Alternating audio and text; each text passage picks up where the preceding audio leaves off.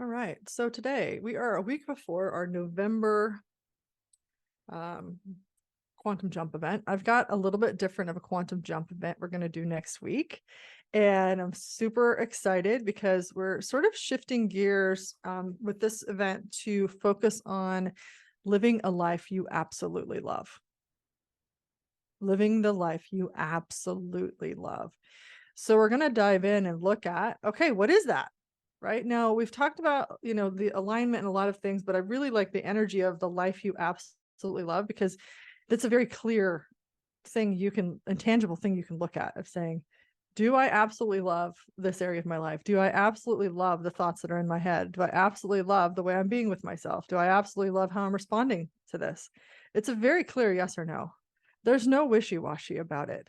And so what this next quantum jump event is going to help you do is get real clarity on where's that line? And are you willing to have a life you absolutely love? Are you willing? How many of you guys are willing to live a life you absolutely love no matter what? Because it's going to mean that you're going to have to make some changes.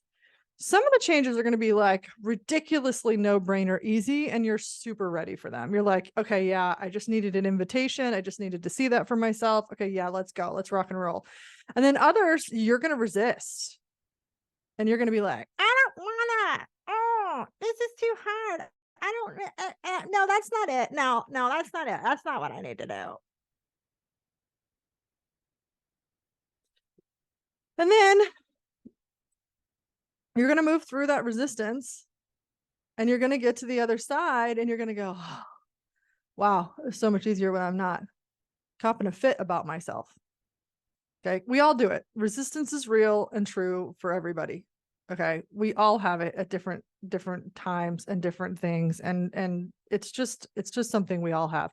There is not one person on the planet that's just like floating through from one, creation of their reality to the next of like, oh, this is so easy. Like nobody does that. Everybody has hard times. Everybody has resistance. Okay. So this is the resistance we want to look at because the resistance is going to one random hair here. The resistance is going to be the things that you sabotage with, the things that you make excuses about, the stories you tell yourself over and over and over. That's resistance. Okay. The stories you want to tell other people, like you're like, no, but you got to listen to my story about this first to really understand. Well, is that true? Right. So for this next 4 months, we're moving into like an energy for 2024 that is like fertile for manifestation, fertile for just popping, like anything you want is in 2024. A lot of the hardness, we've been moving through that energy for the last few years, right? And we have these moments where we're like, wow, I feel so good. And then you're like feeling like shit again, right? Or you're doing that sabotage pattern again. Or you're like, for me, coming up against internet fucking shit for like the last week, right? Or your partner's really upset about something and you're like, oh, can you just not be upset in my space anymore? Like that's silly. But for them, it's not silly, right? It's whatever they got going on. My real life lately, because of these internet issues. Okay. So every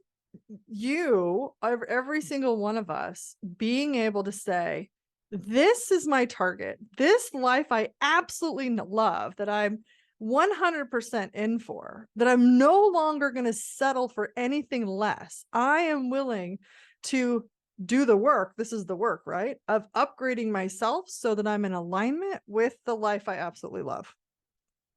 Okay. And you're going to pick an area to start in on. You're not going to have to pick all the areas. Okay. We're not going to do everything at once. We're going to choose like one area to really focus in on. Okay. And then one area you're going to focus in on is the one area that is going to move the needle the most. Okay. It's usually the one that is the most frustrating or the most annoying or just the most dissatisfying. And even if your life is really great, you're going to have, well, you might, You might not, but you might have one of those areas where you're like, yeah, if that was better, then everything else would be better. Okay. So we're going to increase your resonance of who you're being, your identity, with loving that area of your life. But it's not just about, like we talk about all the time, it's not just about you loving the area of your life because that's what's showing up. It's you putting love into that area of your life. It's you loving yourself as the version of you who is actively in the process of creating the area of your life that you absolutely love. Okay. And so we really, over this next 4 months, we want to dismantle everywhere we're looking for the outside reality, your life, to look a certain way before you're happy, before you love it. Because the way it's going to get to you absolutely loving it on the external is by you putting love into it.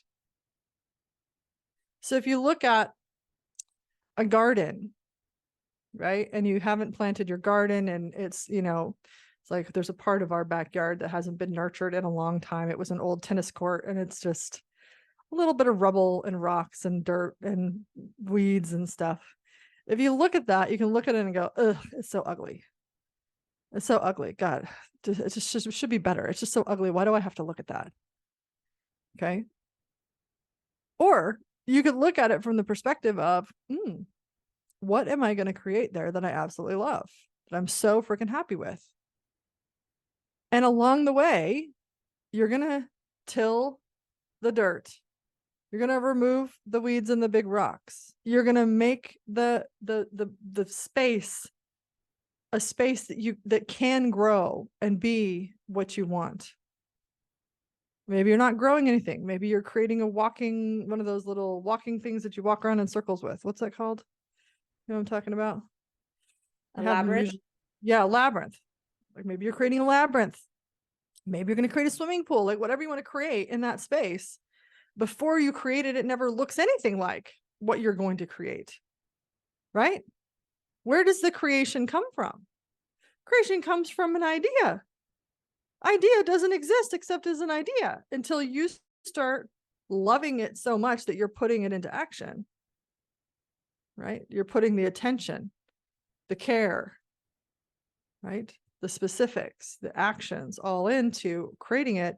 And when you get the labyrinth and the beautiful garden or whatever you put out there, then you get to reap the rewards.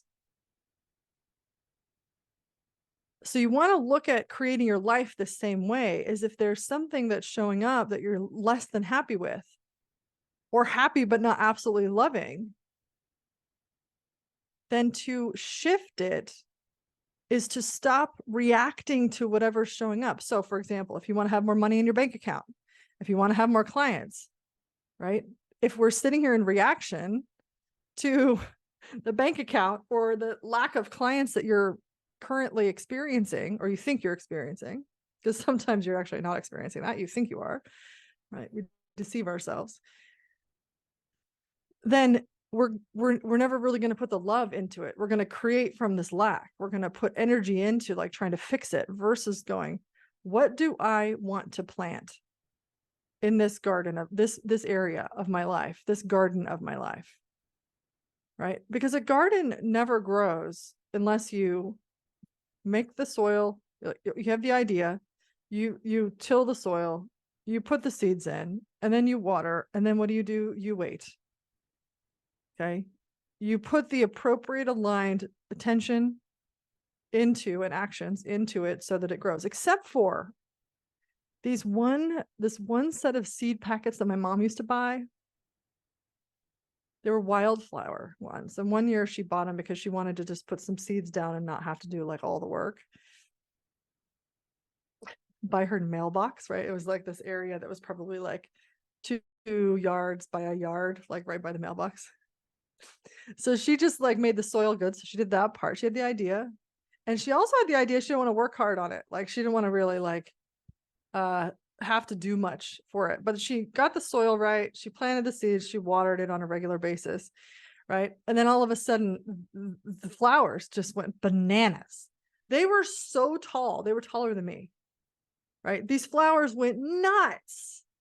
And then what happened, right? Because in Colorado, a lot of times you have to plant flowers over and over. They're not the ones that keep coming back, whatever those are called, right? They're just like one-time wonders, and then you got to replant. So it's just sort of like, come on, plant the ones that are just going to come back.